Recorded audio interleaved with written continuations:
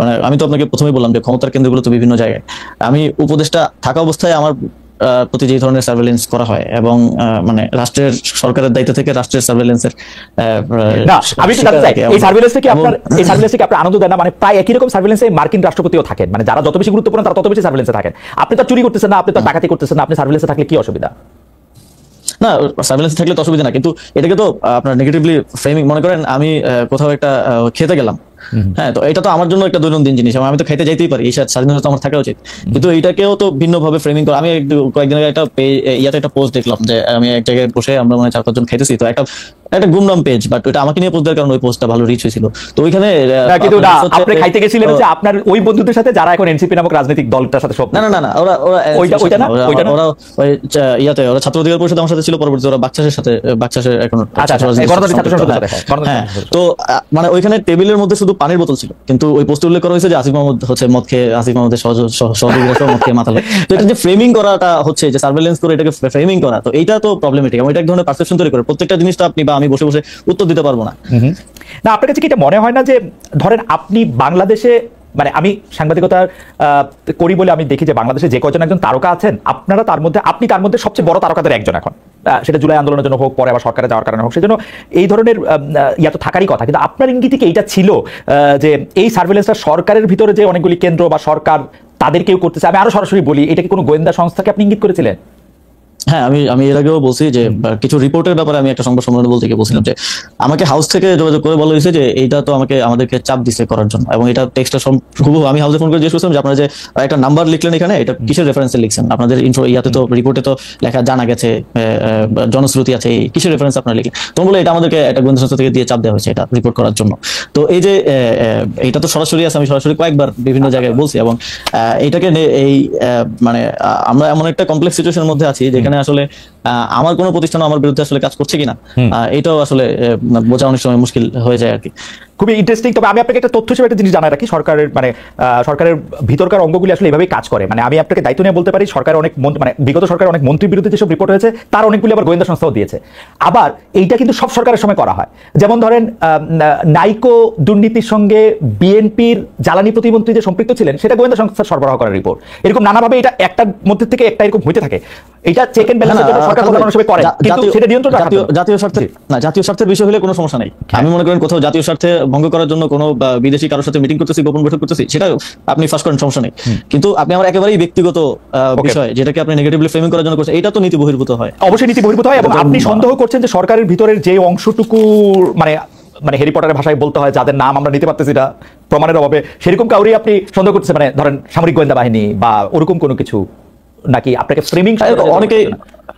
অনেকেই আছে আসলে 5 আগস্টের পরে আপনি একটু আগেও যেটা বললেন যে অনেকেই স্বার্থের জন্য যারা জুলাই গণঅভ্যুত্থানে আমাদের সাথে ছিল তারও হয়তো আমাদের বা আমার সাথে নেই। আবার এনসিপির তো মনে করেন যে আমাদের অন্যান্য সহযোদ্ধারা যে রাজনৈতিক দলে আছে তাদের তো ওনারা তো ইউনাইটেড আছেন এক জায়গায়, তো কেউ একজন বিপদে পড়লে বাকিরা হয়তো বাঁচাতে পারেন। তো আমরা তো সরকারের যারা আছে তারা তো ওই দেখা যায় যে যারা সাবেক সহযোদ্ধা তারাও আমাদেরকে বক্তব্যে গালিগালাজ করছেন যে সরকারি কাজটা করতে পারতেছে না, ওইটা করতে পারতেছে না। পরিষ্কার আমরা তো এক ধরনের একা, আমাদের তো কোনো বন্ধু নেই। পরিষ্কার। আমি এই জিনিসটা খেয়াল করলাম, জনাব মাহফুজ আলম কয়েকদিন আগে একটা স্ট্যাটাস দিয়েছিলেন, ফেসবুক স্ট্যাটাস, সেখানেও তিনি প্রায় একই ধরনের কথা বলছিলেন যে আসলে মানে নতুন রাজনৈতিক দলকে তিনি ইঙ্গিত করেছিলেন, এই নানা ধরনের দুর্নীতির প্রসঙ্গ তিনি ইঙ্গিত করেছিলেন। আপনারা কি সত্যি মানে এরকম সরকারের মধ্যে থেকে যদি এরকম ভালনারেবল থাকেন, তাহলে তো আপনাদের আসলে মানে আমরা যারা আপনাদেরকে সমর্থন দিয়েছিলাম তাদেরকে কিছু করার আছে এই ব্যাপারে? মানে এটা কি হতে পারে সেটা আমার একটা জানার ইচ্ছা, যদি আপনাদেরকে আসলেই ফ্রেম করা হয়, আসলেই যদি আপনারা এটার মধ্যে থাকেন। আমি অবশ্য মানে আপনাদের বিরুদ্ধে অভিযোগগুলো আমি একটু বলতে চাই। আপনি কি মনে করেন যে মানে আমাদের, আপনি 1-2 লাইনে বলবেন যে এখানে আমরা আসলে কি করতে পারি? যেমন ধরেন সরকারের কোনো একটি গোয়েন্দা সূত্র যদি বরাদ দিয়ে এটি জানায়, যাদেরকে আমরা হুইসেল ব্লোয়ার বলি, আপনার বিরুদ্ধেও কোনো খবর যখন করে বা তথ্য যখন দেয়, তখন আমি এটা ছাপবই, কিন্তু বা প্রকাশ করতেই চাইবো। কিন্তু আপনি যদি মনে করেন যে এটা ফ্রেমিং করা হচ্ছে, সেখানে সাংবাদিক হিসেবে আমার আসলে করারটা কি আসলে? মানে আমরা আপনার যদি মনে হয় যে এই তথ্যটা সঠিক, আপনি অবশ্যই আপনার ইনভেস্টিগেশনও করবেন, আপনি অবশ্যই এটা ভেরিফাই করবেন, তাহলে আপনি অবশ্যই ছাড়বেন। এবং সেটা যদি আপনার জার্নালিজমের নর্মসের মধ্যে পড়ে যে ঠিক আছে এটা জাতীয় স্বার্থের বিষয় বা কোনো দুর্নীতির প্রমাণ, তাহলে তো অবশ্যই ছাড়বেন। কিন্তু যেটা একেবারেই ব্যক্তিগত বিষয়গুলোকে নিয়ে যেভাবে ফ্রেমিং করা হয়, কিংবা এই যে রেফারেন্সলেস ভাবে নিউজ করা এবং এই যে হাওয়া থেকে বিভিন্ন ইনফরমেশন আসলে ছড়ানো,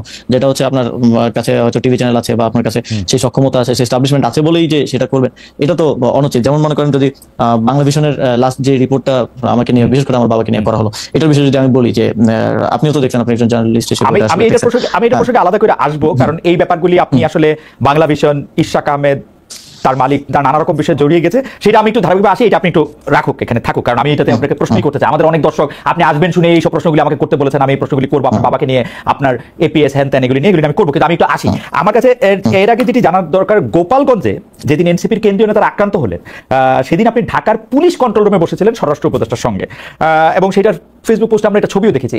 জনাব আসিফ মাহমুদ সজীব ভাই, এই ছবিটা আমার ভালো লাগে না। এটা যে আমার ভালো লাগে না, এইটা আমি আমার বিভিন্ন কথা আমি বলতেও চেষ্টা করেছি, জানতে চেষ্টা করেছি। আজ আপনাকে পেলাম, তাই আপনার কাছে একটু জানতে চাই, আপনি কোন ক্ষমতা বলে সে একটা কন্ট্রোল রুমে বসেছিলেন, এবং আপনি কি নির্দেশ কাকে দিচ্ছিলেন যে মানে এটা করতে হবে বা ওটা করতে হবে, এরকম কি নির্দেশ আপনি দিয়েছিলেন? আমি কাউকে কোনো নির্দেশ দিচ্ছিলাম না। আমি সেখানে একটু মানে মূলত আমি হচ্ছে সরকারের আইন শৃঙ্খলা বিষয়ক যে উপদেষ্টা কমিটি, সেই কমিটির সদস্য, এবং সেটা হিসেবে আইন শৃঙ্খলা বিষয়ক ইয়াতে আমার থাকার ক্ষেত্রে ফর্মাল আসলে অফিসিয়াল কোনো বাধা নাই। এবং সেখানে ওই সময়টা তো খুব ক্রাইসিস সিচুয়েশন যাচ্ছিল, সেখানে যে কোনো ধরনের দুর্ঘটনা ঘটতে পারতো। তো সেই জায়গা থেকে সরকারের আইন শৃঙ্খলা, আমি একটু করে শুনে আসি, সরকারের আইন শৃঙ্খলা বিষয়ক কমিটিতে আর কে আছে? মানে স্বরাষ্ট্র উপদেষ্টা, আপনি, আর কোন উপদেষ্টা কে আছেন? হ্যাঁ, আরো প্রায় এটা হয়তো 12 জন উপদেষ্টার আইন শৃঙ্খলা বিষয়ক কমিটি। মানে আইন শৃঙ্খলা বিষয়ক কমিটির সব উপদেষ্টাই মোটামুটি সদস্য নাকি 12-13 জন সদস্য? না, সব উপদেষ্টা